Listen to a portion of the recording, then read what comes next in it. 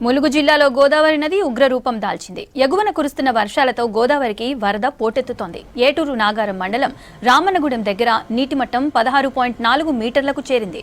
రెండో ప్రమాద హెచ్చరిక కొనసాగుతుంది.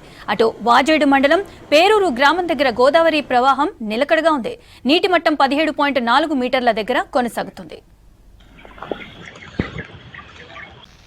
వరద ఉధృతి పెరిగే అవకాశం ఉండడంతో నదీ తీర ప్రాంతాలకు హెచ్చరికలు జారీ చేశారు అధికారులు. ముంపు ప్రాంతాల్లో ఎలాంటి నష్టం జరగకుండా ఎన్డీఆర్ఎఫ్, ఎస్డీఆర్ఎఫ్ బృందాలను అందుబాటులో ఉంచారు. ముంపు ప్రాంతాల ప్రజలను పునరావాస కేంద్రాలకు తరలించారు. వెంకటాపురం మండలంలో 5, వాజేడులో 15, కన్నాయిగూడెం మండలంలో 33, గోవిందరావుపేట మండలంలో 2 కుటుంబాలను, ఏటూరు నాగారం మండలంలో 50 మందిని పునరావాస కేంద్రాలకు తరలించారు. మొత్తం 8 పునరావాస కేంద్రాలకు 75 కుటుంబాలకు చెందిన 216 మందిని షిఫ్ట్ చేశారు.